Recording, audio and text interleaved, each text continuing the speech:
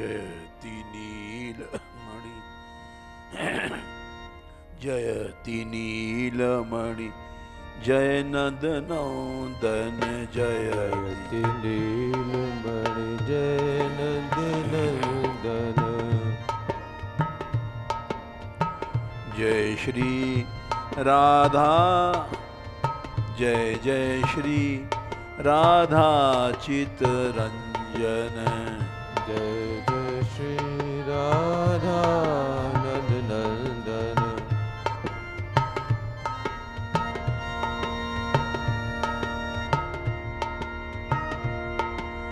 जय मरकतमणि जय द्युति कुंदन जय मरकतमणि जय द्युति कुंदन।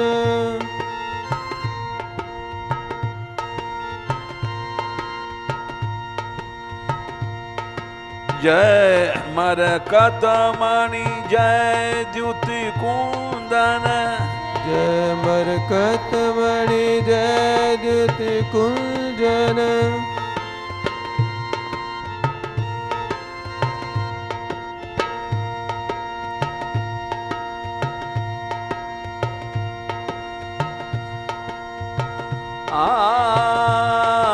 जयति जय मरकतमणि जय द्युति कुंदन जय मरकतमणि जय मणिकुंडन।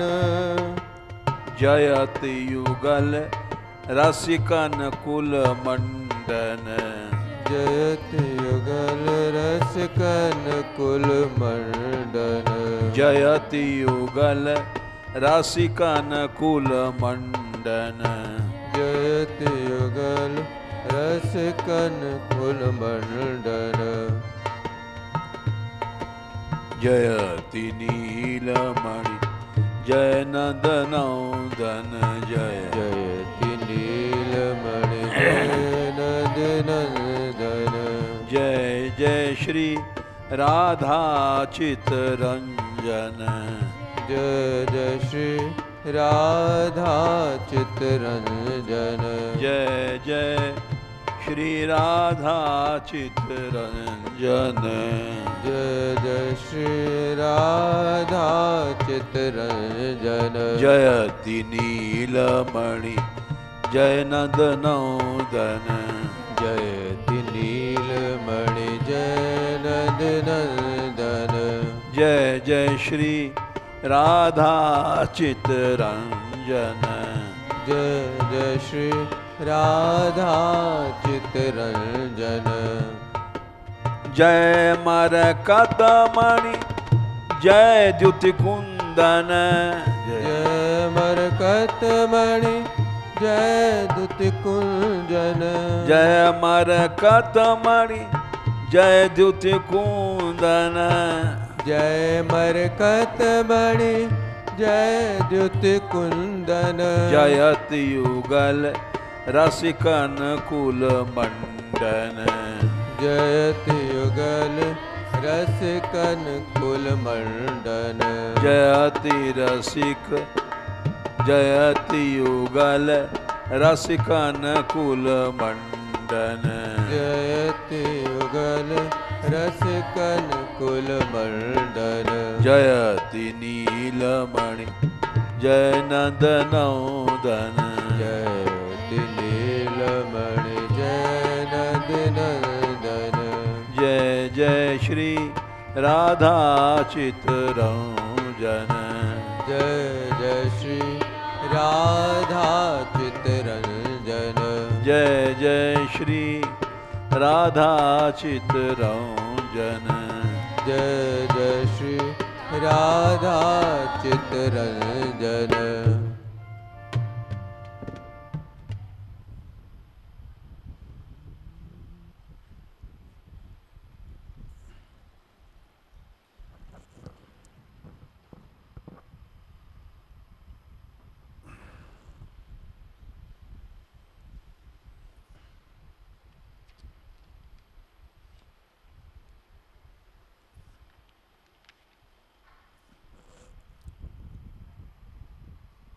हरि प्रसाद रस स्वाद के भक्त इतय परमान। शंकर शुक सनकादि कपिल नारद हनुमाना। विश्वक्सेन प्रहलाद बलि भीषम जग जाना। अर्जुन ध्रुव अम्बरीश विभीषण महिमा भारी। अनुरागी अक्रूर सदा उद्धव अधिकारी। भगवंत भुक्त अवशिष्ट की कीरति कहत सुजान। हरि प्रसाद रस स्वाद के भक्ति ते परमान।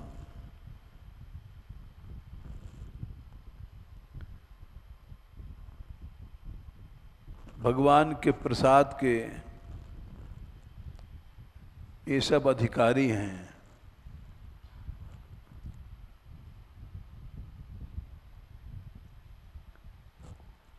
वाल्मीकि जी ने यही कहा था।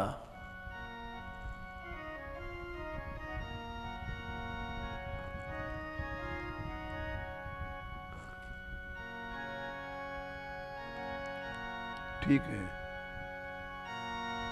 प्रभु प्रसाद सुचि सुभग सुवासा।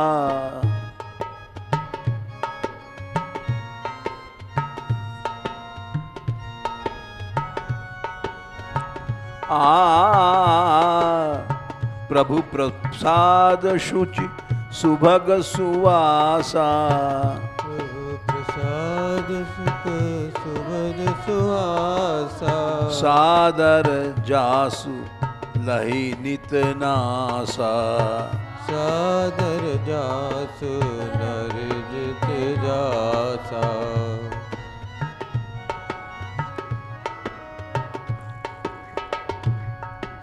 सादर सादर जासु लहे नित नासा। सादर जासु नर हित नासा। तुमहि निवेदित भोजन करही। तुम निवेदित भोजन करही। तुमहि निवेदित भोजन करही। तुमहि निवेदित भोजन करही। प्रभु प्रसाद पट भूषण धरही। प्रभु प्रसाद भूषण पट धरही।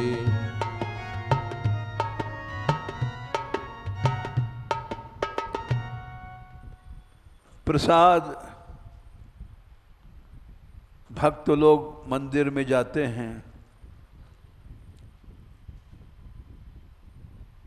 और चंदन तयोपभुक्त स्रग गंध वासो।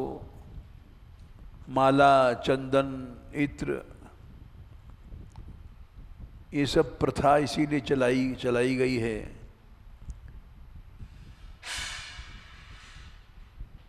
कि भगवत प्रसाद से जीव को शक्ति मिलती है और माया को जीत लेता है।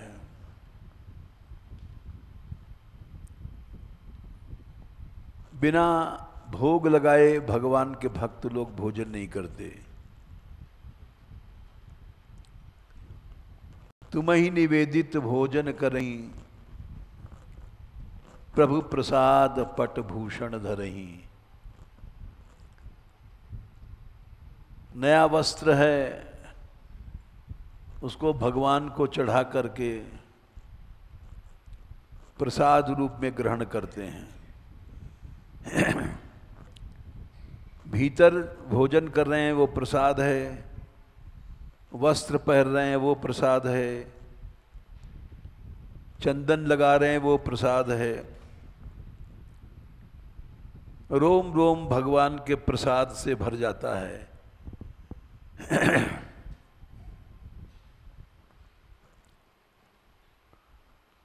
नैवेद्यम अन्नम तुलसी विमिश्र विशेषतः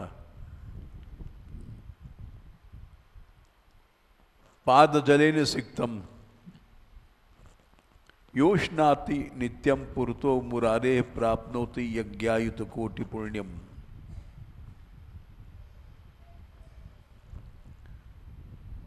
करोड़ों यज्ञ का पुण्य मिलता है। ये सब प्रथाएं जीवी के कल्याण के लिए चलाई गई हैं।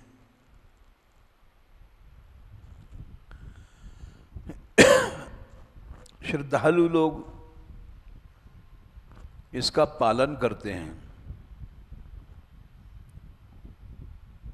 इससे भगवान की शक्ति मिलती है,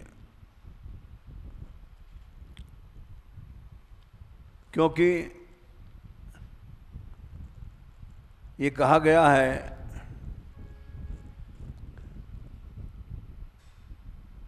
प्रसादम जगदीशस्य अन्नपानादिकम चयत ब्रह्मवन निर्विकारम यथा विष्णुस्तथैव तत्। भगवान का प्रसाद सदा निर्विकार रहता है, उसमें कोई विकार नहीं आता।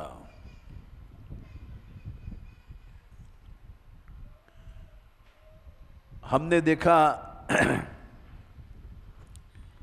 पुराने महात्माओं में जो भाव होता था वो हम लोगों में नहीं है। एक बार 84 कोस की यात्रा हम कर रहे थे।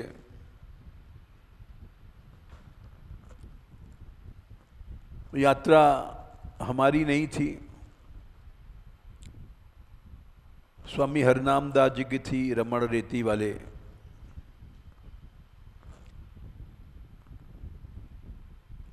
वो यात्रा बैशाख में उठी थी, जब गर्मी पड़ती है।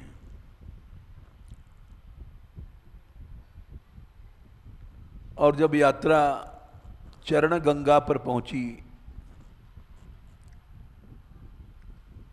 ये छोटी बठैन से आगे है चरण पहाड़ी। ब्रज में 3 चरण पहाड़ी हैं, एक कामा की, एक नंदगांव की, एक छोटी बठैन की। 3 चरण पहाड़ियां हैं। तो वो जो छोटी बठैन की चरण पहाड़ी है, उसमें पानी भर जाता है गड्ढे में, तो उसको चरण गंगा कहते हैं।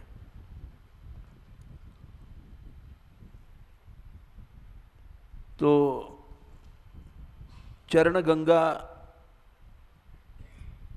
सूख गई थी और उसमें हजारों कीड़े पड़ गए थे गंदे पानी में।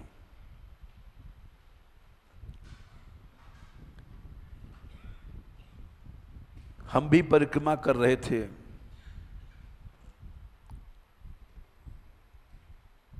गंदे पानी में कौन नहाता है, लेकिन स्वामी जी को हमने देखा, उसी में स्नान किया और आचमन किया।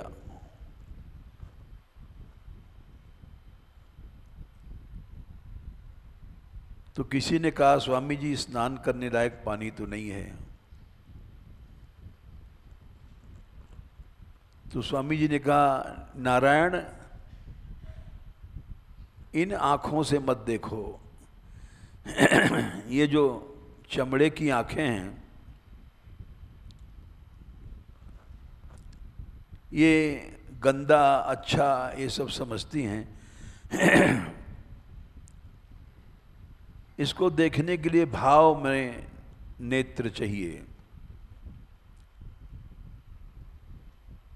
भावमय नेत्रों से देखो तो तुमको चरण गंगा दिखाई पड़ेगी।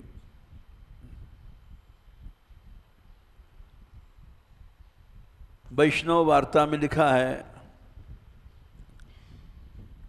कि कृष्ण भट्ट जी हुए हैं वैष्णव,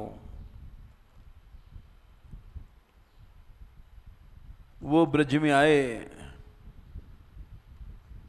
तो उन्होंने सुना था गिरिराज जी रत्नमय है,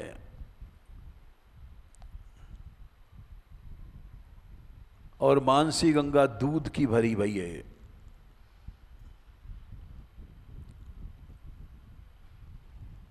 उनको रत्नमय गिरिराज नहीं दिखाई पड़ा, पत्थर की शिलाएं दिखाई पड़ी। और मानसी गंगा का पानी भी दूषित दिखाई पड़ा।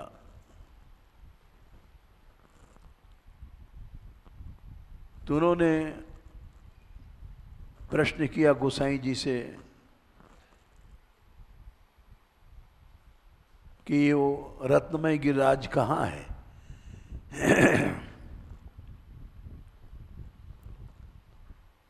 तो उन्होंने कहा कि वो तुमको दिखाई नहीं पड़ेगा, वो कृपा साध्य है, उसका स्वरूप कृपा से दिखाई पड़ता है। और उन्होंने कृपा किया, उनको रत्नमय गिरिराज दिखाई पड़ा। इसलिए प्रसाद के का अनुभव सबको नहीं होता।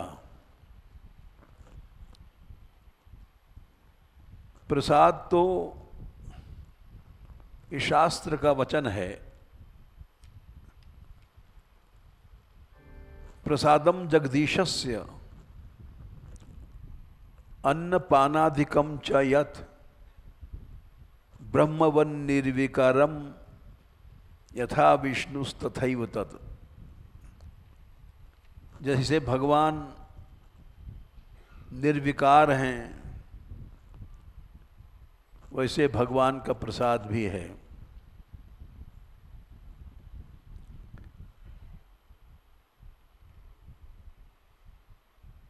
चैतन्य महाप्रभु के जीवन की एक घटना है, फेला लव। वो गए थे प्रेमावेश में जगन्नाथ जी के दर्शन करने।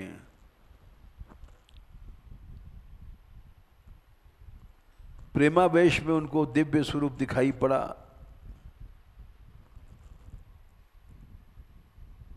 और वहां पुजारी ने प्रसाद दिया तो वो प्रसाद दिव्य था, उन्हीं के लिए था दिव्य, बाकी सब के लिए नहीं। तो उन्होंने उसको चखा और फेला लो पुकारने लग गए। जगदीश के मुख के फेन का लव है, इसमें अद्भुत स्वाद है। और उन्होंने उस प्रसाद को थोड़ा थोड़ा दिया तो सबको अनुभव हुआ कि दिव्य गंध, दिव्य स्वाद, दिव्य स्पर्श। तो महाप्रभु जी ने बताया कि जैसे इस श्लोक में आया है, ब्रह्मवन निर्विकारम तद यथा विष्णुस्तथा तथैव ही। जैसे भगवान जाकी रही भावना जैसी, प्रभु मूरत देखी तिन तैसी। भगवान की मूर्ति भावना के अनुसार दिखाई पड़ती है।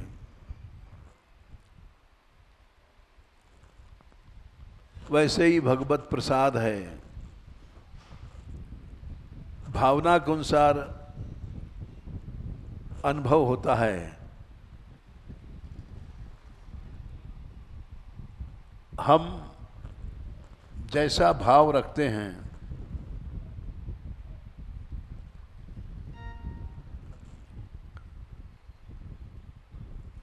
आगे अब अगस्त जी की कथा चल रही है।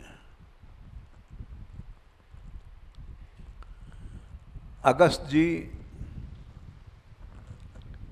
मित्रा वरुण ऋषि के वीर्य से पैदा हुए थे।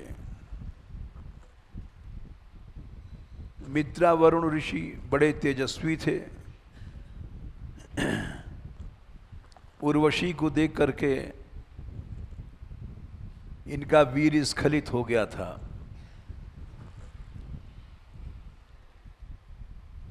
इसीलिए 8 प्रकार का मैथुन माना गया है।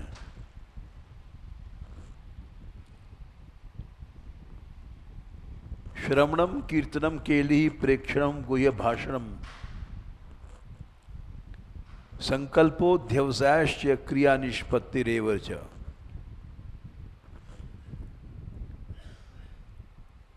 मैथुन 8 प्रकार का होता है।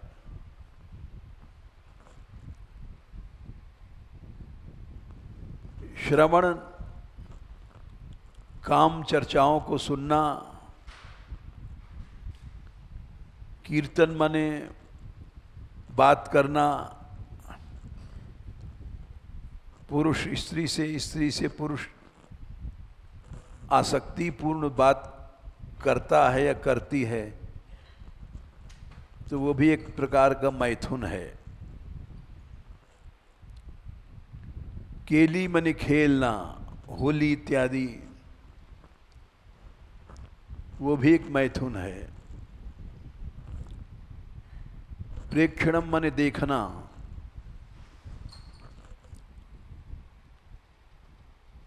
आसक्तिपूर्ण दृष्टि से देखना, विषयासक्ति की दृष्टि से। गुह्य भाषण, एकांत में बात करना। श्रवणम कीर्तनम केली प्रेक्षणम गुह्य भाषणम।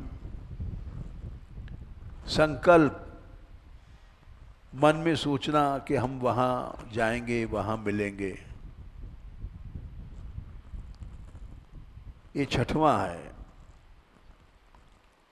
अध्यवसाय, निश्चय कर लेना कि हमको मिलना ही है। ये 7वां है।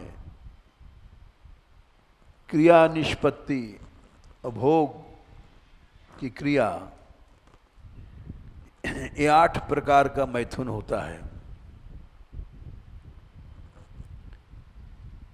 जो संयमी लोग होते हैं वो 8 प्रकार के मैथुन को त्याग देते हैं,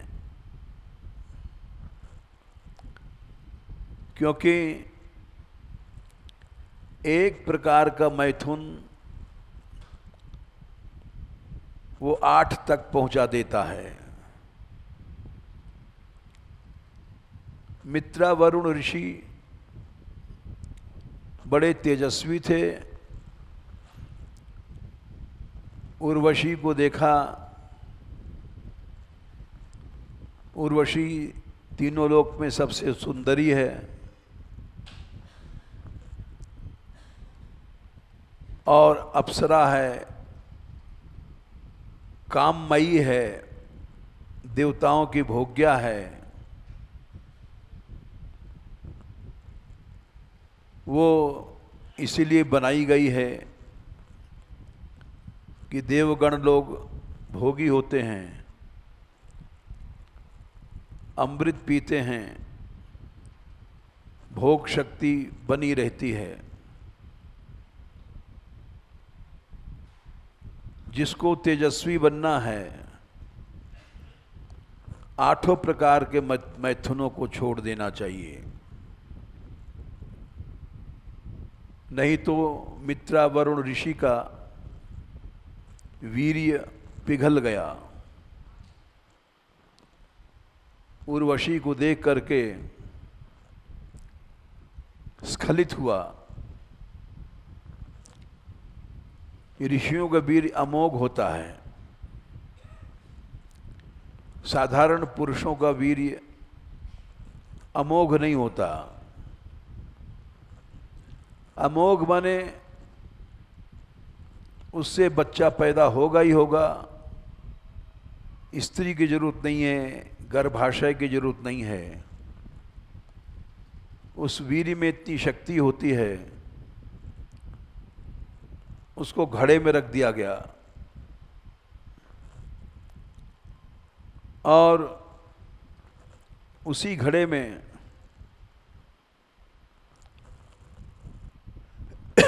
अगस्त जी का भी वीर्य रखा गया था। तो उससे भी वशिष्ठ जी पैदा भये, नीमी के शाप से, और मित्रा वरुण के वीर्य से अगस्त जी पैदा भये। अगस्त जी और वशिष्ठ जी, इनका जन्म हुआ। अगस्त जी बड़े तपस्वी थे। तपस्वियों की शक्ति बढ़ती रहती है, नष्ट नहीं होती है। भोग से शक्ति नष्ट होती है और तप से, संयम से बढ़ती है। अगस्त जी ने, उनका जन्म हुआ घड़े से, किसी स्त्री के गर्भाशय से नहीं हुआ। इसलिए कुंभज इनका नाम पड़ा। कुंभ माने घड़े से पैदा हुए।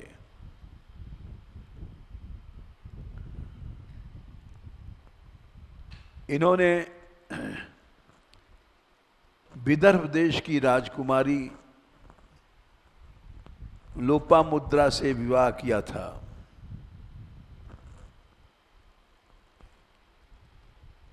और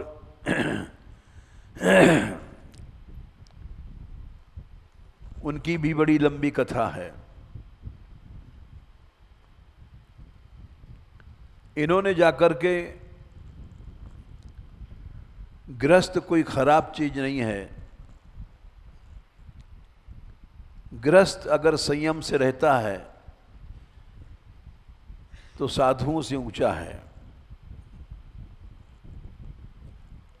भगवान ने इस बात को स्वयं कहा है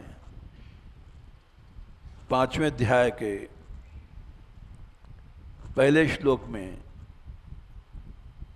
संन्यासः कर्मयोगश्च निःश्रेयस्करावुभौ। कर्म संन्यास और कर्मयोग, गृहस्थ, दोनों से ही कल्याण होता है। लेकिन तयोस्तु कर्म संन्यासात् कर्मयोगो विशिष्यते। कर्म संन्यास से कर्मयोग बड़ा है, क्योंकि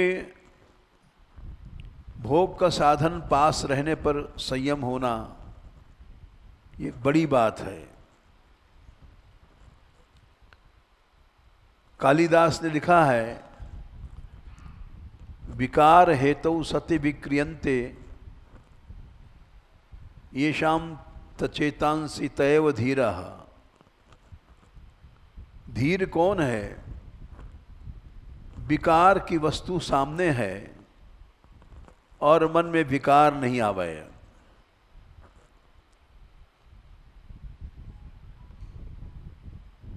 ये बहुत बड़ी चीज है।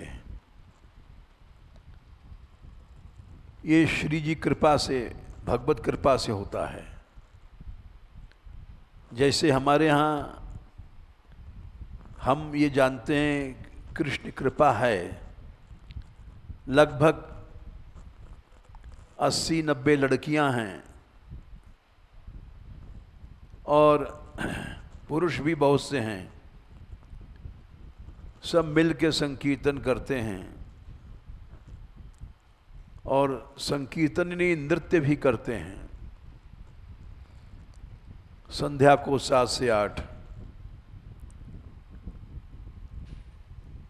और किसी भी देखने वाले ने आज तक ये नहीं कहा कि नृत्य करते समय कोई पुरुष काम भाव से किसी को देख रहा था या कोई लड़की काम भाव से किसी को देख रही थी। ये भगवान की कृपा है। इसलिए उस कर्म संन्यास से कर्म योग बड़ा है। ये बात भगवान ने जो कहा था वो दिखाई पड़ती है। जहाँ कृपा है वहाँ ऐसी शुद्धता बनी रहती है।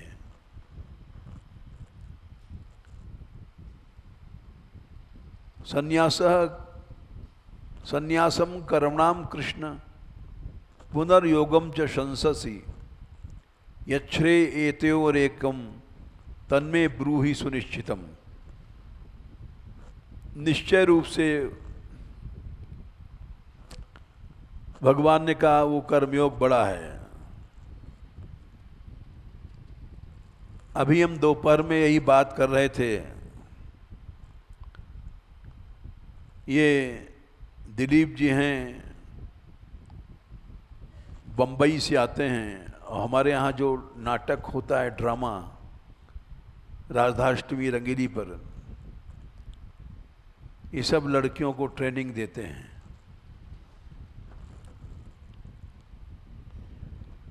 तो कुछ बात चल रही थी दोपहर में। बोले बच्चों में उत्साह तो है। हमने को उत्साह नहीं होगा तो आप आ गए हैं तो उत्साह आ जाएगा। ये बड़े पवित्रता से रात रात भर सिखाते हैं। एक नाटक राधाष्टमी पर होता है, एक रंगीली होली पर। अब राधाष्टमी आने वाली है तो ये अपना सबको पार्ट देने आए। हमने कहा ये बहुत बड़ा दिव्य वातावरण बनता है। सब लोग निर्विकार भाव से नाटक मंचन करते हैं। तो अगस्त जी ने लोपामुद्रा से विवाह करने के बाद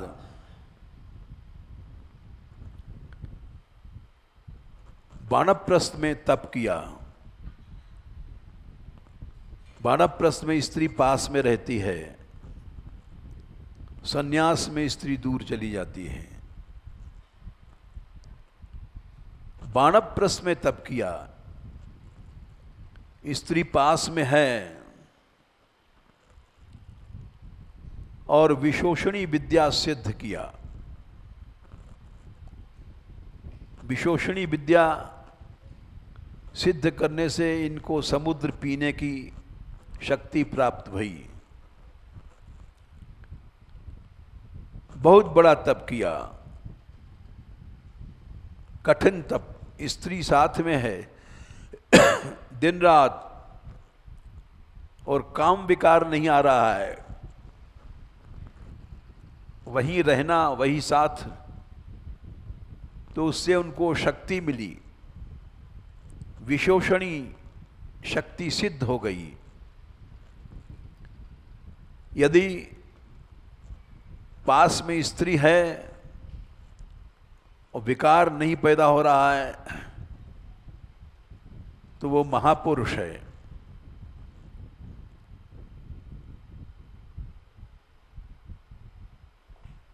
कहा गया है धनिनोपि निरुन्मादा युवानोप्यचंचला प्रभवेप्य प्रमत्तास्ते महामहिनिशालिनः। ये शास्त्रों का वचन है। धनी है, धन बहुत है, उन्माद नहीं है, पैसे का आसक्ति घमंड कुछ नहीं है। धनिनोपि निरुन्मादा युवानोपि अचंचला। जवानी है और चंचलता नहीं है, स्त्री पास में है और कोई विकार नहीं है। प्रभवेपि अप्रमत्तास्ते, बहुत बड़ा प्रभुता है, प्रभाह संसार में, और प्रमाद नहीं है। तो निश्चय समझ लो ये तीन बात जहां है वो महापुरुष है। प्रभवेपि अप्रमत्तास्ते महामहिमशालिनः, वो महामहिमशाली हैं। स्त्री पास में है और पवित्र भाव से बैठा हुआ है व्यक्ति, तप कर रहा है, तो वो महामहिमशाली, उसको समझना चाहिए। उसी तरह से स्त्री भी है और पुरुष पास में है, संयम का पालन कर रही है, तो साक्षात भगवती का रूप है। उसको गृहस्थ नहीं समझना चाहिए। सबसे पहले भगवान की उसी पर दया होती है। जयदेव स्वामी जिन्होंने गीत गोविंद बनाया, उनकी स्त्री थी पद्मा। पद्मा को भगवान पहले मिले, जयदेव को बाद में मिले, क्योंकि पद्मा ने वचन निभाया था। देखो, हम तुमको कथा सुना देते हैं, बड़ी पवित्र कथा है। पद्मा एक लड़की थी, एक ब्राह्मण की। ब्राह्मण भक्त था, जगन्नाथ जी में रहता था, और उसने ये संकल्प किया था, मैं अपनी लड़की को जगन्नाथ जी को दूंगा, भगवान को, किसी मनुष्य को नहीं दूंगा। भगवान के भक्तों का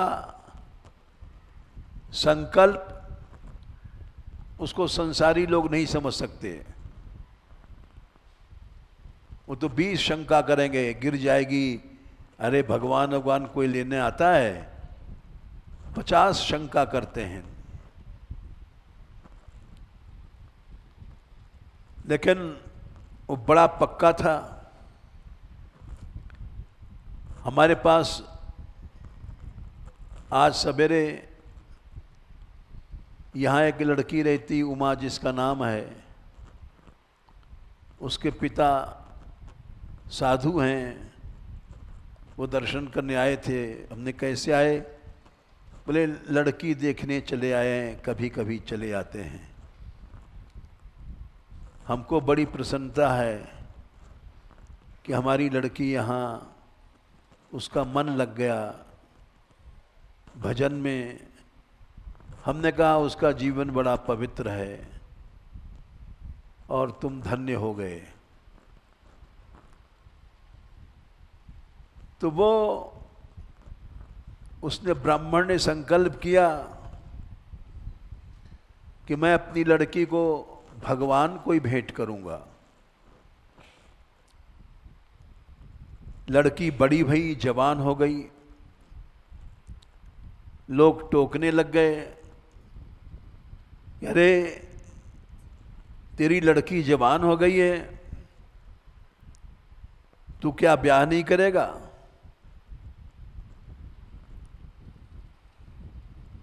तो उस लड़की के पिता ने बोले करूंगा, अब जा रहा हूं ब्याह करने। अरे कहाँ देखा बर? लड़की का ब्याह होता है तो कहीं बर ढूंढना पड़ता है ना, बर देखना पड़ता है, और बर के पास कुछ खाने पीने का नौकरी चाकरी साधन है कि ऐसा तो नहीं है। तो लोगों ने कहा अरे ब्याह करने जा रहा है, कहीं बर देखा? बोले देख रखा है। क्या है उसकी हैसियत बर की? बोले 3 लोग का नाथ है। वो समझ गए कि हाफ मैड है, इसका दिमाग फिर गया।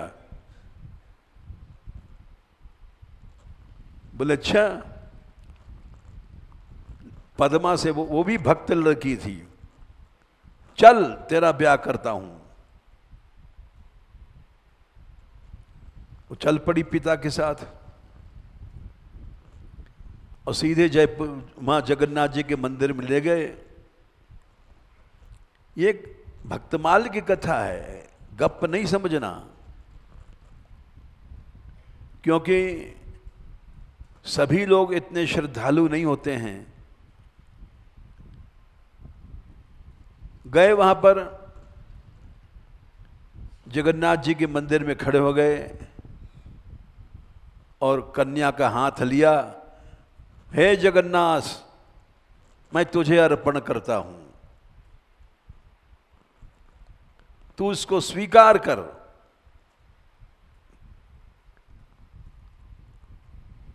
और लड़की से कहा बेटी ये तेरे पति बैठे हैं सामने, हमने तुझे इसको दिया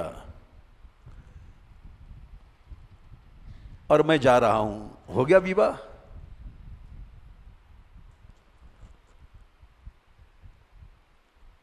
विश्वास एक ऐसी चीज होती है। लड़की भी भक्त थी।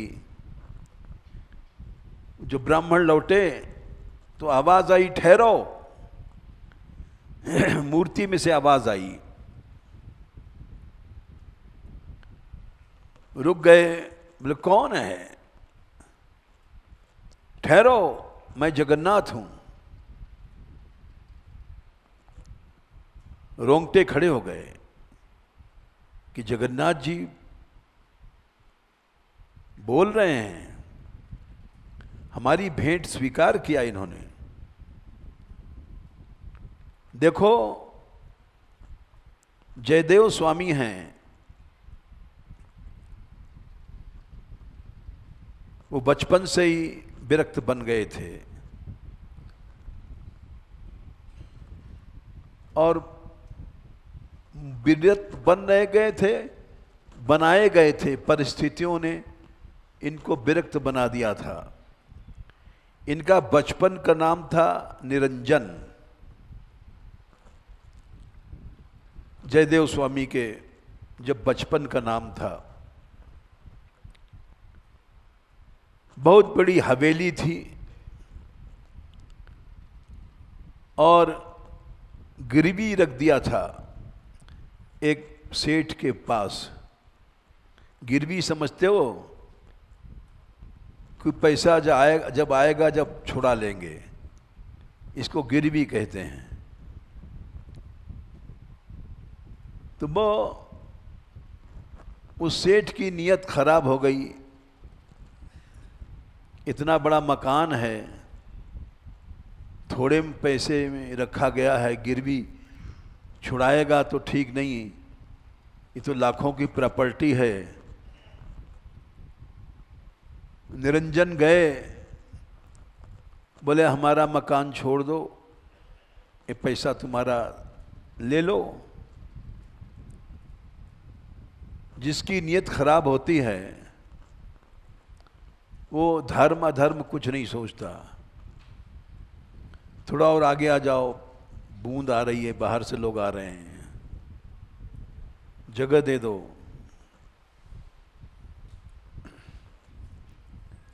सभी सर के आओ, बाहर भीजेंगे लोग।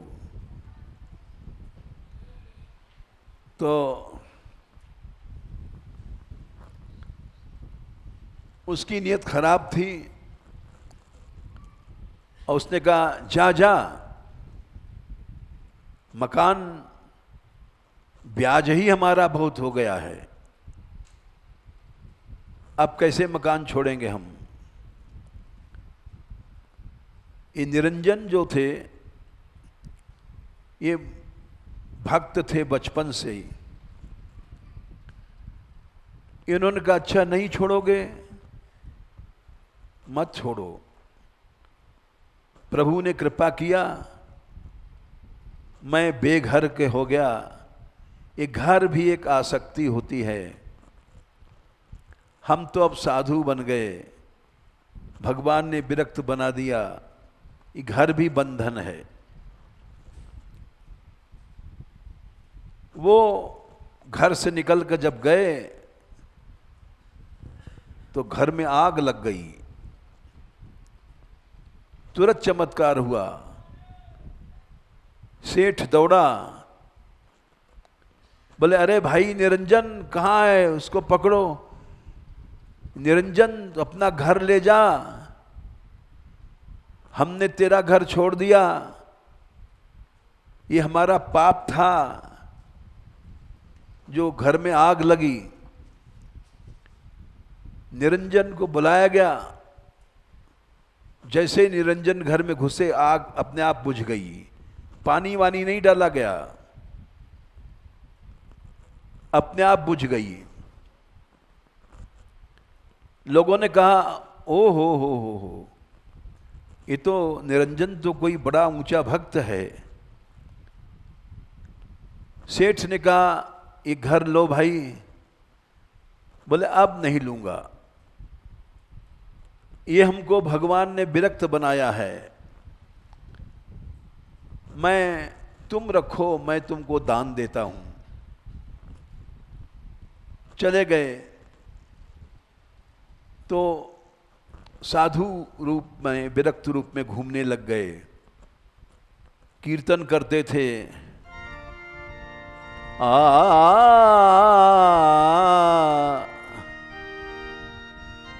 कृष्ण कीर्तन करते रहते थे, गोविंदा गोविंदा जय राधे राधे गोविंदा, गोविंदा गोविंदा जय राधे राधे गोविंदा।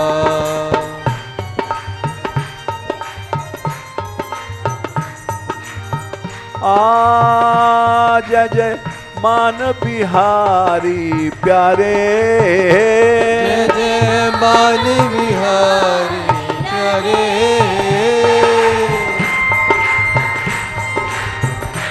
या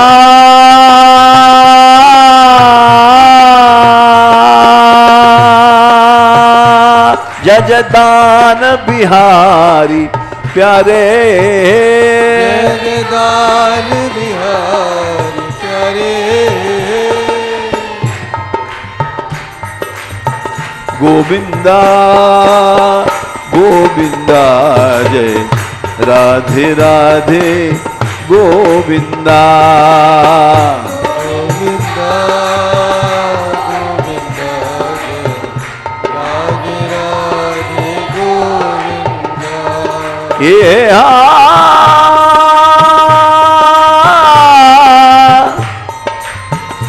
जय जय भानु दुलारी राधे, जय जय भानु दुलारी राधे,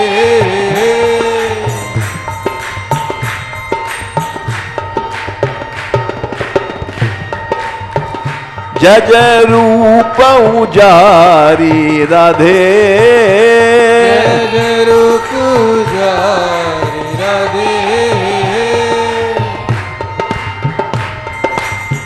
गोविंदा गोविंदा जय राधे राधे गोविंदा, गोविंदा गोविंदा जय राधे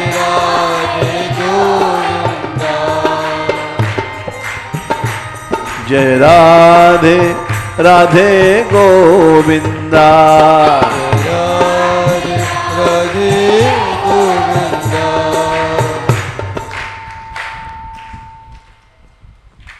अब उनका नाम पड़ गया था जयदेव।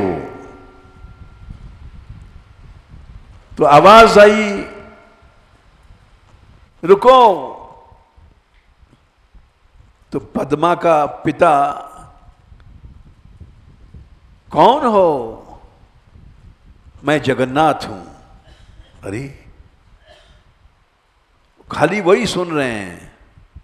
मंदिर में हैं बहुत से लोग, सबको नहीं सुनाई पड़ रहा है। बोले प्रभु क्या आज्ञा है? देखो, इस लड़की को ले जाओ, और जयदेव स्वामी जंगल में बैठे हैं, वो मेरा ही रूप है, तुम उनको दे आओ। बोले ठीक, जो आज्ञा। लड़की से बोले चलो।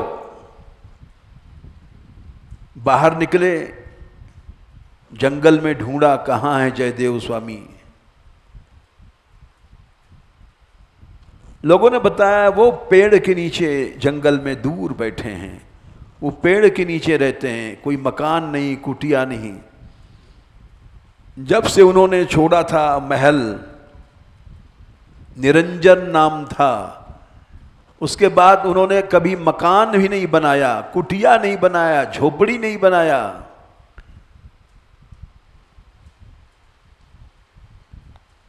वहां ले गए और जयदेव स्वामी को प्रणाम किया। युवक जवान बैठे थे एक पेड़ के नीचे। बोले महाराज, कहो भाई कैसे आए? ये हमारी कन्या है, हम आपको देते हैं,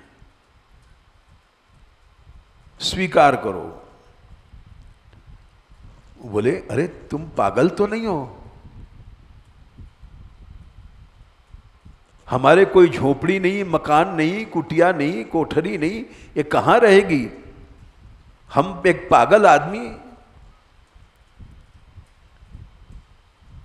अपनी लड़की को ले जाओ, मैं नहीं रखता। बोले महाराज, मेरा आदेश नहीं है, मेरी प्रार्थना नहीं है, ये जगन्नाथ जी की आज्ञा है। आपकी बात नहीं मानूंगा मैं। बोले तुम्हारी बात हम नहीं मानेंगे, हम तो साधु हैं, हम कोई ब्याह करने के लिए घर से निकले हैं।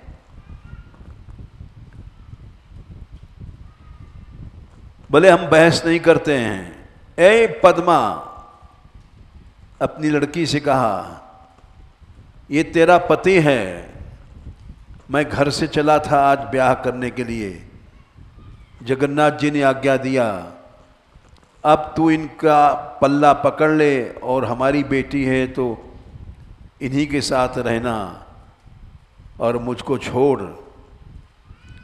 कह के चल पड़े। पद्मा वहीं बैठी रही। जयदेव जी ने कहा, तू पागल लड़की है क्या? यहां कहां रहेगी? झोपड़ी भी नहीं है, क्या खाएगी, क्या पहरेगी? हमारे पास धोती भी नहीं है। अभी दौड़ के चली जा अपने बाप के पास। वो बोली मैं बाप की बेटी हूं,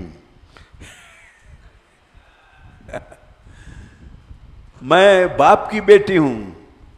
जैसे हमारा बाप तुमने कहा कि पागल है, वैसे मैं भी हूं, नहीं जाऊंगी। नहीं गई। एक झोपड़ी बना लिया, बनाना पड़ा जयदेव जी को। और उसने कहा कि स्वामी आप ये मत समझिए कि मैं भोग के लिए आपके पास आई हूं। मैं आपके भजन का नष्ट नहीं करूंगी, आपका संयम बढ़ाऊंगी। आप देखिएगा, दोनों साथ रहने लग गए और सारे जीवन साथ रहे और भोग नहीं भूगा। इसीलिए वो रसिक सम्राट बोले गए।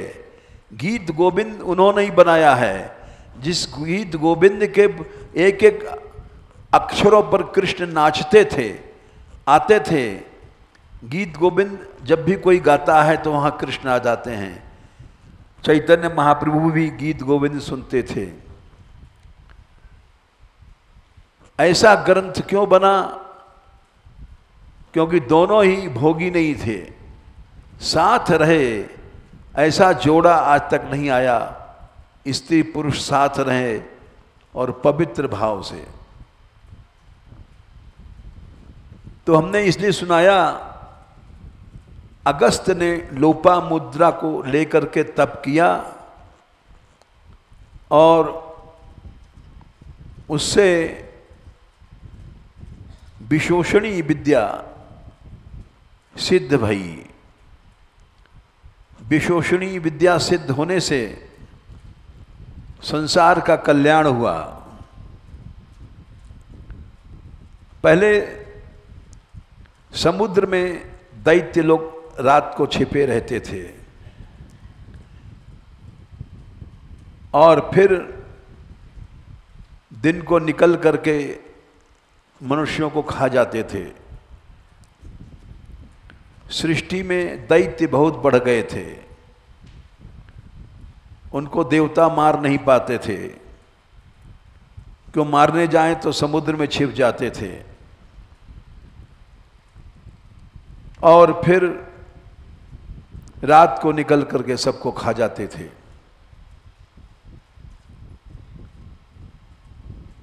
अगस्त जी मलय पर्वत पर रहते थे। मलय पर्वत पर सब देवता गए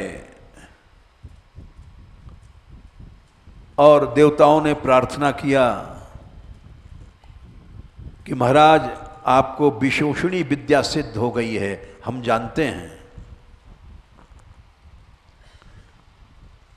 बोले क्या चाहते हो तुम? इस समुद्र को पी जाओ, अनंत जलराशि।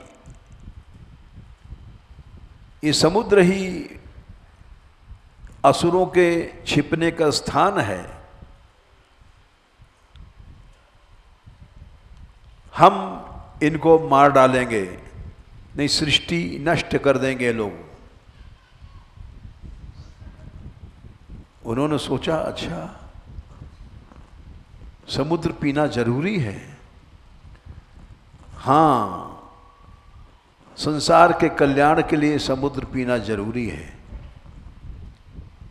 सारे असुर समुद्र में छिपे हुए हैं और आप में ही शक्ति आ गई है। एक जवान स्त्री रख करके आपने वो तप किया, भोग नहीं भोगे, पवित्रता से आप रहे, इसलिए आपको विशेषणी विद्या सिद्ध हो गई है। और इस संसार में किसी में शक्ति नहीं है कि समुद्र को पी जाए। अगस्त जी बोले ठीक है, चलो मैं पी जाऊंगा। समुद्र किनारे गए, 3 चुल्लू में अनंत जल राशि पी गए। यों हाथ लगाया, धड़ाधड़ धड़धड़ अनंत जल राशि आकर के सूखती जा रही है। एक बूंद नहीं रहा संसार में। लेकिन समुद्र के बिना काम तो नहीं चल सकता है, भगवान की सृष्टि है। इस समुद्र से ही बादल बनते हैं, सूर्य की किरणों से वर्षा होती है, तालाब में, पोखरों में, नदियों में पानी आता है। सब इस समुद्र का ही तो पानी है। तो प्रार्थना किया देवताओं ने जाकर के, महाराज अब समुद्र आप प्रकट करो। जब तो आप पी गए। बोले अच्छा, प्रकट कर दूंगा। लघु शंका किया, समुद्र भर गया, इसलिए समुद्र खारा है। अगस्त जी की लघु शंका है, पेशाब है। इतना लघु शंका किया कि सब समुद्र भर गए। ये तप की शक्ति है। तो वो तप उन्होंने तप किया, समुद्र को बनाया भी, समुद्र को पी भी गया। सारी शक्ति तप से आई।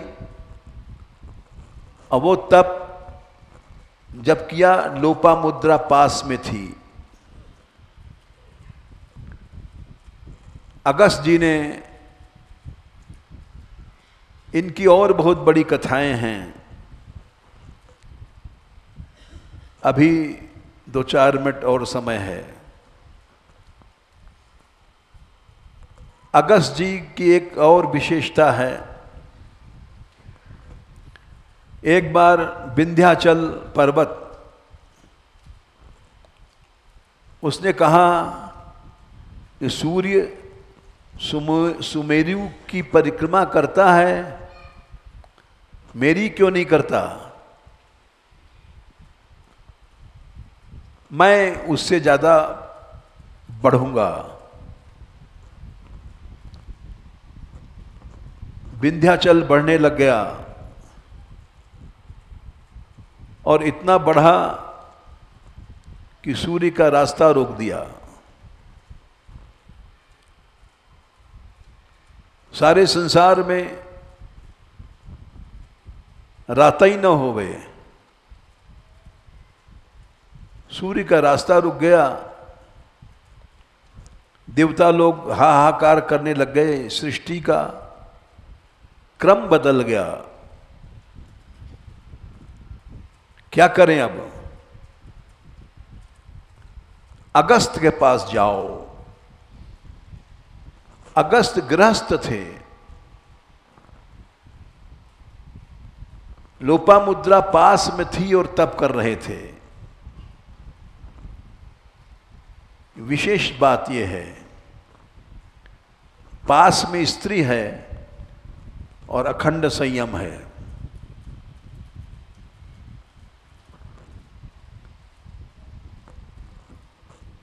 अगस्त ने पूछा, देवताओं तुम लोग कैसे आए हो? बोले पहले हम आए थे। हाँ हाँ आए थे, तुम समुद्र पी जाओ तो हमने तुम्हारा काम किया था। बोले हाँ। फिर समुद्र कहा बनाओ तो हमने लघु शंका किया, समुद्र बन गया। बोले अब कैसे आए हो? बोले महाराज विंध्याचल बढ़ रहा है, सूर्य का रास्ता रोक दिया है। ये आपका शिष्य है, आप इसको रोक दो, सूर्य का रास्ता तो खुल जाए। बोले अच्छा ठीक है। गए अगस्त जी, गुरु थे, गुरु को देख करके झुक करके प्रणाम किया साष्टांग और बोले बेटा विंध्याचल, जब तक मैं नहीं लौटूं ऐसे ही पड़े रहना। साष्टांग दंडवत की मुद्रा में कह के दक्षिण दिशा में चले गए और फिर कभी नहीं लौटे। तब से विंध्याचल लेटे हुए हैं।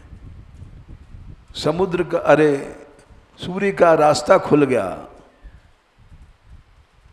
अगस्त जी ऐसे तपस्वी हैं और कुछ और भी इनकी लीलाएं हैं।